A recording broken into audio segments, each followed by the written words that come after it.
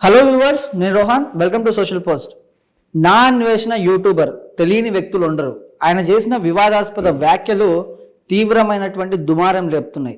రెండు తెలుగు రాష్ట్రాల్లోనూ చాలా మంది హిందూ సంఘానికి, హిందూ వర్గానికి సంబంధించిన వాళ్ళు చాలా బాధపడే సిచ్యువేషన్ ఏర్పడింది. ఆయన సీతమ్మ మీద, ద్రౌపది మీద చేసినటువంటి వ్యాఖ్యలు ఆ స్థాయిలో ఉన్నాయి.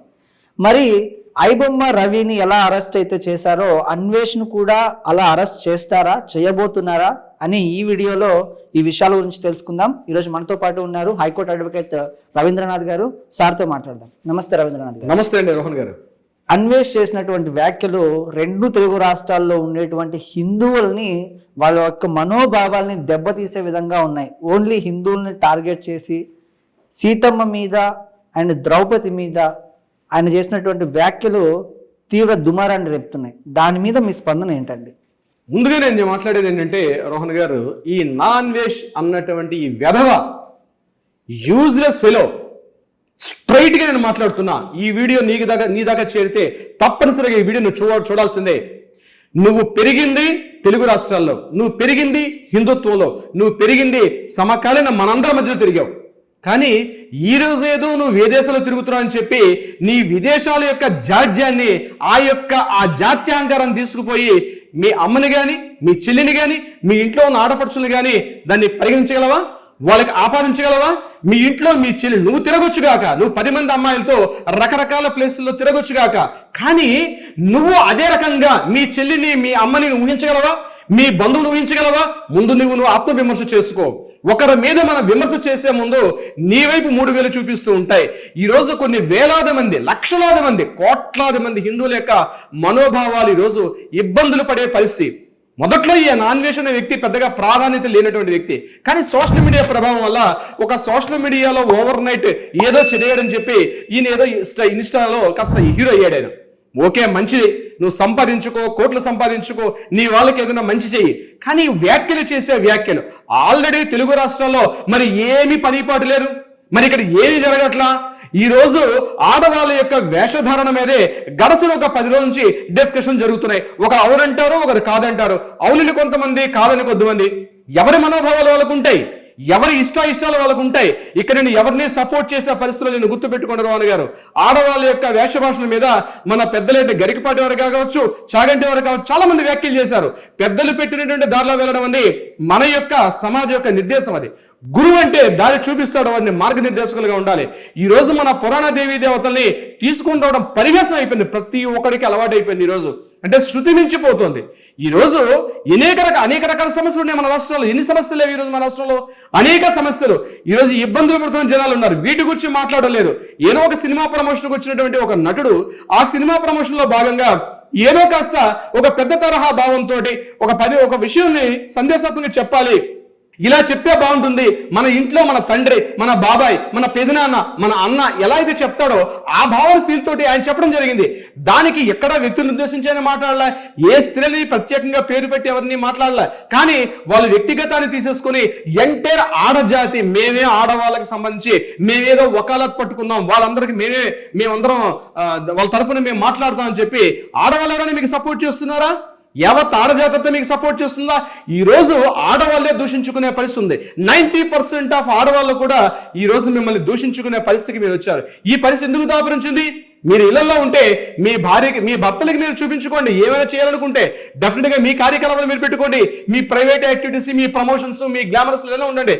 కానీ దానిని ఇంట్లో ఉన్నటువంటి మామూలుగా పెరుగుతున్నటువంటి ఈ రోజు అమ్మాయిలు, అంటే ఈరోజు కాలేజీకి వెళ్ళే అమ్మాయి, ఉద్యోగం చేసుకుంటున్న అమ్మాయి, ఈరోజు ఒక జాబ్ చేసుకున్న అమ్మాయికి మీరేలా ఆపాదిస్తారు? మీ వ్యక్తిగతం, మీ యొక్క ప్రొఫెషన్ వేరు, ఇళ్లలో పెరుగుతున్నటువంటి సమకాలీన సగటు ఒక మహిళ యొక్క మనోభావాలు వేరు.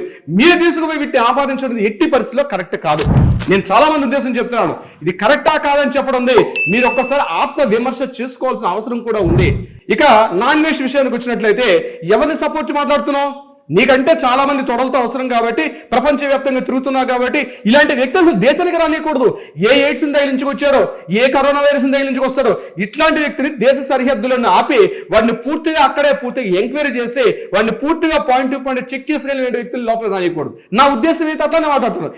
ఇతని మీద ఇమీడియట్ గా రెడ్ కార్నర్ నోటీసులు ఇతని మీద ఇమీడియట్ గా లుక్అవుట్ నోటీసులు, ఇట్లాంటి నోటీస్ ఇష్యూ చేసి ఎక్కడ ఉన్న ప్రపంచంలో ఏ మూలన పట్టుకొని వీడి కేవలం మన జాతికే కాదండి, తెలుగు జాతికే కాదు, కేవలం మహిళలకే కాదు, పురుషులకే కాదు, తెలుగు రాష్ట్రాలకే కాదు, యావత్ ప్రపంచానికి మనిషి అన్నవాడికి ఒక చీడపురుగు తయారయ్యాడు. వీడు ఎక్కడున్నా కష్టం. ఇట్లాంటి వ్యక్తి ఎప్పటికైనా ప్రమాదమే. కరోనా వైరస్ లాగా వీడు వ్యాప్తి చెందే పరిస్థితి ఉన్నాడు. ఇమీడియట్ గా నేను సజ్జనార్ గారిని ఒకటే సూచించేస్తున్నాను, అయ్యా మీరు బెట్టింగ్ ప్రమోషన్స్ చేసేటప్పుడు వీడేదో మాట్లాడారని చెప్పి మేము కూడా ఆ టైంలో మేము హర్షించి మేము ఇదే వ్యక్తికి, నామినేషన్ వ్యక్తికి మేము సపోర్ట్ చేస్తాం, అతను మంచి చెప్పాడు. కానీ ఈ రోజు శృతి మించి పాకాన పడింది. ఈ రోజు ఆయన వ్యాఖ్యలు ఎంత దుమ్మారాన్ని చెలరా కొడుతున్నాయి. ఆయనకి ఈరోజు లక్షలో ఉన్న వాళ్ళు అన్ఫాలో చేస్తున్నారు. ఎందుకని అంటే ఆయన వ్యాఖ్యలు చాలా మందిని వాళ్ళ యొక్క మనోభావం దెబ్బతినే విధంగా ఉన్నాయి. ఇలాంటి వ్యక్తిని అరెస్ట్ చేయడం కాదండి రోహన్ గారు, ముందుగా ఉన్నవాడిని పట్టుకొని ఏ మూల ఉన్నా ముస్లిం దేశాల్లో చేస్తారు చూసారా, ఆ మూలే వీడిని కాల్చి పడేసి తప్ప ఆ శవం కూడా కనబడకుండా ఏ బంగాళాఖాతం మూల. ఎందుకంటే ఇలాంటి వ్యక్తి యొక్క దేహాన్ని యానిమల్స్ తిన్నా, చేపలు తిన్నా మళ్ళీ ఆ చేపలు తిన్న వ్యక్తులకి ఇలాంటి భావజాలం వచ్చే అవకాశం ఉంటుంది. కాబట్టి వీడి పరిసరాలు ఎక్కడ కనబడకుండా ఇలాంటి వ్యక్తిని ఏ మూల ఉన్నా, ఏ తెలియని దేశంలో ఉన్నా ఇమ్మీడియట్ గా లుక్అవుట్ నోటీస్ కానీ, రెడ్ కార్నర్ నోటీసులు కానీ కోర్టులో కేసు ఫైల్ చేయాలి. కేసు ఫైల్ చేయకపోతే మేము రెడీగా ఉన్నాం. ఈ వ్యక్తి మీద ఇటువంటివి మొన్న రీసెంట్ గా మాట్లాడిన ఒక సినిమా నటుడి మీద మహిళా కమిషన్ వాళ్ళు ఎంత యాక్ట్ వాళ్ళు ఇమీడియట్ గా తీసుకొని దాన్ని ఎట్లయితే మాట్లాడారు, ఈ వ్యక్తిని తీసుకోవాల్సిన అవసరం కూడా ఉంది. మాలాంటి అడ్వకేట్స్ రెడీగా ఉన్నాం. ఇతని మీద మేము తొందరగా ఫైల్ చేస్తాం. డిపార్ట్మెంట్ కూడా అడుగుతున్నాం. మేము డిపార్ట్మెంట్ లో ఉన్నటువంటి పోలీసు ఉన్నతాధికారులు ఇమీడియట్ గా రియాక్ట్ అవ్వండి. ఏ మూలన్నా పట్టుకొని ఎక్కడ సముద్ర జీవులు కూడా కనబడినటువంటి దూరంలో చేపలు కూడా తింటే ఆ చేపలు తిన్న మనుషులకు కూడా ప్రమాదమే. కాబట్టి ఇలాంటి వ్యక్తిని మూల వెతికి పట్టుకొని వీడిని లోపల తోస్తే తప్ప తెలుగు జాతి బాగుపడదు. దీనికన్నా ముందు మరొక విషయాన్ని మీకు చెప్పే ప్రయత్నం చేస్తాను. ముఖ్యంగా గుర్తుపెట్టుకోండి, తెలుగు వాళ్ళకి ఏ పని లేదా, మీకేం పాటలు లేవా, మీకేం యాక్టివిటీస్ లేవా? పొద్దున లేస్తే ఆడవాళ్ళ డ్రెస్లే వేసుకోవాలి. ఇది అవును ఇది కాదు, ఇదే తప్ప యూత్ ఎట్టిపోతుంది. అమ్మా, ఎవరైతే సదరు మహిళ ఇప్పుడు మాట్లాడారో వాళ్ళకు ఉద్దేశించి మాట్లాడుతున్నా, మీరు గ్లామర్ ఫీల్డ్ లో ఉన్నారు, మీ ఇష్టం మీ బట్టలు మీరు వేసుకొని తిరగండి. కానీ మా ఇళ్లలో ఉన్న ఆడపడుచులు మీలాంటి వాళ్ళు కాదే. మా ఇళ్లలో ఆడపడుచు ఉద్యోగాలు చేసుకుంటున్నారే, మా ఇళ్లలో ఉన్న ఆడవాళ్ళు జాబ్స్కి వెళ్తున్నారే, మా ఇళ్లలో ఉన్న ఆడవాళ్ళు స్కూల్కి వెళ్ళి కాలేజీకి వెళ్ళి చదువుకుంటున్నారే. మీ యొక్క వ్యక్తిగత విషయాలు మీ ఇంట్లో పెట్టుకోండి, మీకు చూపించుకోండి. కానీ సమాజానికి, మీ ఆడజాతికి మొత్తానికి మీరు వకాలత్ పెట్టుకుని మాట్లాడడం సరైన పద్ధతి కాదు.